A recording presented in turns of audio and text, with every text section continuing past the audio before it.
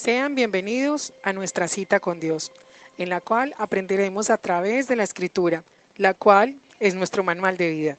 En este capítulo, la palabra de Dios nos va a hablar de esa bendición final que Israel le da a los 12 hijos que Dios le regaló y que conforman las 12 tribus del pueblo de Israel. Aquí vamos a ver cómo él ya se encuentra en su lecho, en sus últimos días, llama a sus hijos y empieza a bendecirlos uno por uno. Cabe destacar que no es usual que un patriarca bendijera a su hijo llamándolo como pueblo. Y aquí Jacob lo que hace es bendecir a sus hijos, pero de una forma profética. Es decir, los bendice para el tiempo que ellos iban a vivir sobre esta tierra, pero también hace alusión de lo que va a ser de esa tribu en el futuro. Y vamos a ver cómo esas palabras del patriarca se van a hacer una realidad en la vida de sus hijos. Para nosotros es importante que retomemos la importancia de bendecir a nuestras generaciones. Dentro de nuestra cultura latina no es usual esta bendición patriarcal, pero es realmente trascendental, porque es algo así como que ese patriarca con su voz final está dictaminando, está profetizando lo que será a grandes rasgos el futuro de sus hijos.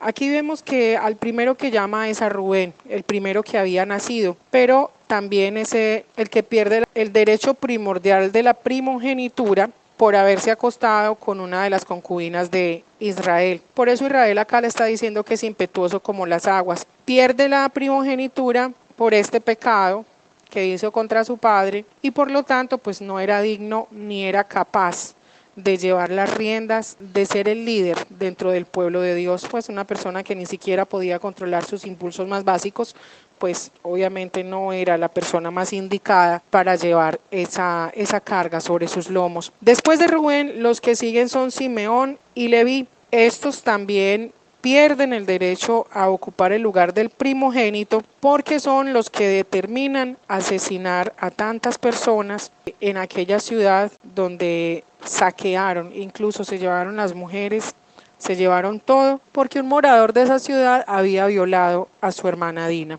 Resulta que, como les había hablado, la bendición del patriarca era algo que se iba a cumplir en la posteridad. Era una bendición que Dios honraba y que Dios procuraba forjar todos los caminos en torno a eso que ese patriarca estaba pronunciando sobre su hijo. Era una forma y sigue siendo una forma en la que Dios honra la autoridad que ha delegado en nosotros como papás, como mamás, sobre nuestros hijos. Veremos entonces que al cabo del tiempo, de los años y de la historia, de la tribu de Rubén, nadie fue sobresaliente, por lo menos no en cosas positivas. Más adelante veremos cómo algunos descendientes de la tribu de Rubén, conocidos como Datam, Abirán, On, se juntan a otro familiar que se llama Coré y se rebelan contra la autoridad de Moisés. Eso lo vamos a ver ya en el libro de Éxodo. Bueno, los que quieran continuar, obviamente. Eso lo vamos a ver en el libro de Éxodo. Y entonces llega un día Coré y se junta con estas bellezas y confrontan a Moisés duramente y le dicen, no, pero ¿cómo así? Vos también te embobaste, vos crees que aquí al único que Dios le habla, pues es a vos, ni que fueras el ombligo del mundo, no, que va, nosotros también somos israelitas, todos somos santos, todos somos hijos de Dios, bueno, y en fin, pues se presenta una confrontación bien harta en esta situación, y entonces Moisés toma la decisión y le dice, listo, no hay ningún problema, sí, es verdad, todos somos israelitas, todos tenemos una promesa por Dios. Entonces Moisés hace un reto muy bacano y entonces le dice, listo, Coré y compañía, vamos a hacer una cosa. Ustedes van a tomar incensarios y todos vamos a ofrecer incienso delante de Dios. Era un incienso especial. Después vamos a hablar de la conformación de ese incienso porque no era cualquier de esos palos que queman en la avenida de la playa, que uno queda como ahogado.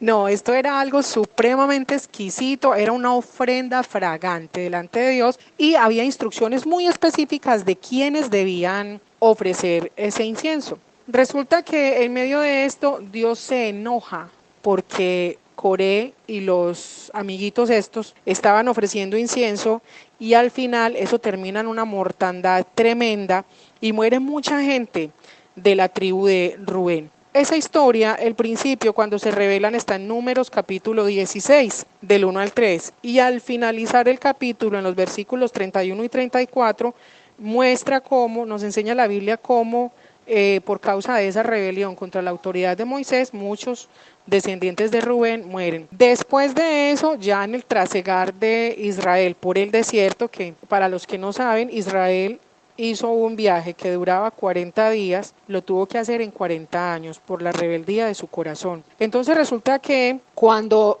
la tribu de Rubén sale con todos los israelitas de las tierras de Egipto, se hace un censo y en ese censo se dan cuenta que los rubenitas eran 46.500 personas. Eso está en Números capítulo 1, versículo 20. Y después cuando van a entrar a la tierra prometida, es decir, 40 años después, vuelven a hacer el censo y se dan cuenta que en vez de aumentar, ha disminuido la población, encontrándose en los anales de la historia que solamente quedaban 43.730 personas. Entonces resulta que a raíz de que Moisés se da cuenta que esa tribu está disminuyendo y que es la única tribu en la que se encuentra esta situación, entonces Moisés se conmueve y ora por ellos. Esa oración está registrada en el libro de Deuteronomio capítulo 33, versículo 6. Y específicamente Moisés dice, viva Rubén y no muera, y no sean pocos sus hombres. Vemos a un Moisés que tenía un corazón, la Biblia dice que no había manso como él sobre la tierra, era un corazón completamente noble, una persona que no servía para guardar enojo o contiendas o envidias en su corazón.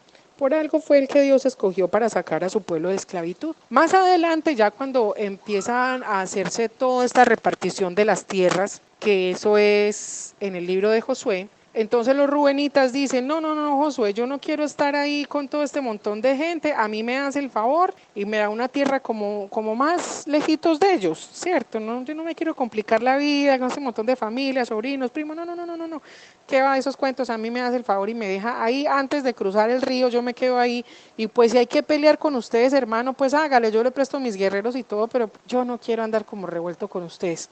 Entonces seguía, mire que a través de la historia, bueno, y después cuando llaman a los rubenitas a pelear las batallas del resto de los israelitas, pues llega un momento en el cual ellos dicen, ay no, qué pereza, y se hacen los de la vista gorda y no participan de las batallas que el resto de las tribus sí está librando. Con esto vemos que desde muy joven Rubén mostró el carácter que había en él, donde no le importaba las prioridades del otro, no medía las consecuencias de sus actos. ¿Cómo empezó todo esto? Cuando tomó a la concubina de su padre, cuando mostraba su violencia y en fin. Sus descendientes heredaron todos esos rasgos de la personalidad. Entonces resulta que por allá en Éxodo capítulo 20 nosotros nos vamos a encontrar con una cosa muy interesante. En Éxodo capítulo 20 usted va a encontrar lo que conocemos como los 10 mandamientos. Pero ese capítulo dice una cosa muy tremenda, dice, yo soy Jehová tu Dios, Jehová celoso y temible, que visito la maldad de los padres sobre los hijos, hasta la tercera y cuarta generación, pero que bendigo por millares o por 1000 generaciones. En otras versiones lo dice así, a los que me temen. ¿Qué quiere decir esas palabras tan raras, doña Nubia? Se lo explico. Lo que usted hace hoy no lo afecta solamente a usted. Lo que usted hace hoy, mi querido amigo, mi querida amiga, va a afectar a su hijo, a su nieto, a su bisnieto y a su tataranieto. Por eso es que de pronto uno encuentra personas que uno dice, ay, pero esa persona, ¿por qué le va tan mal en la vida? Si esa persona es no más de querida, no más de buena gente. Bueno, ahí ya entramos a otro tema muy impresionante que más adelante veremos, que se denomina maldiciones generacionales.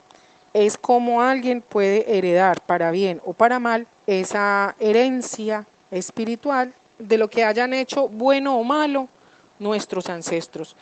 Así que ahí, mijo, a pensar qué porquerías hizo su abuelita, su bisabuelita y mejor dicho, pare de contar, como para no preocuparlo. Más bien quedémonos centraditos acá en las tribus y sus bendiciones y vamos a ver qué más nos encontramos en la historia. Después nos vamos a encontrar con la bendición que Israel entonces le da a Simeón y a Leví, que de acuerdo a esta bendición de la primogenitura, pues eran ellos los que seguían como en el orden, ¿cierto? Porque eran los que seguían en orden de nacimiento a Rubén. Pero resulta que este par de loquillos también pierden ese derecho a la primogenitura. ¿Por qué?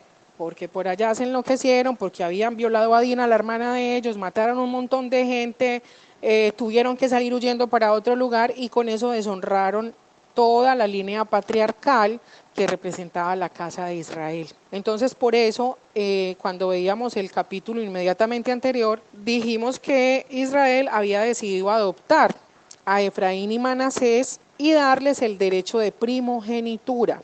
Y que esto iba obviamente, digamos, en la cabeza de José, pero que al ser primogénito iba a recibir una doble porción de la herencia física. Y eso ya lo vamos a ver en cabeza de Efraín y Manasés, aunque ellos no cuentan como cabezas de autoridad sobre las tribus de Israel propiamente dicho. De ahí en adelante, pues estas tribus, Leví se convierte después, mucho tiempo después, en la tribu sacerdotal y va a ser bastante notable su función en la parte espiritual en el pueblo de Israel. Las palabras de Israel se hacen realidad sobre todas las tribus, sobre sus hijos, sobre sus descendientes. Resulta que ya en cuanto a Simeón y a Leví, Israel maldice la violencia que ellos hicieron contra este pueblo, pero no los maldice a ellos como hijos, sino el acto que habían hecho.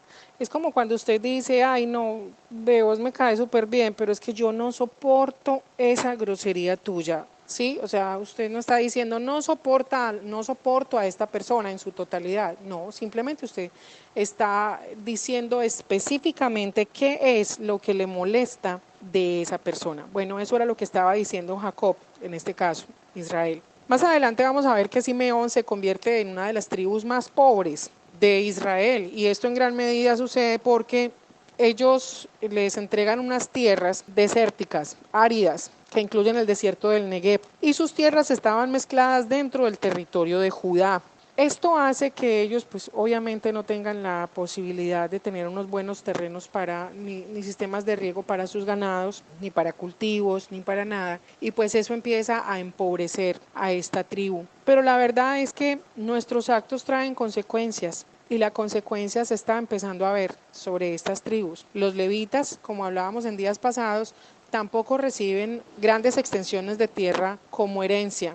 Y los levitas más adelante van a sufrir un proceso de santificación muy interesante cuando deciden no ser partícipes activos de la rebelión de Israel, cuando deciden hacer un ídolo de oro y adorarlo como un Dios. Los levitas se paran firmes y se hacen del lado de Dios. Por eso más adelante vamos a ver que Dios los escoge como esa tribu sacerdotal. Si te gusta lo que aprendiste, te invito a que te suscribas, a que le des like y que actives la campanita para recibir nuestras notificaciones. Como siempre, ha sido un gusto compartirles en este día de las grandes proezas que nuestro gran Dios hizo, hace y seguirá haciendo. Hasta pronto.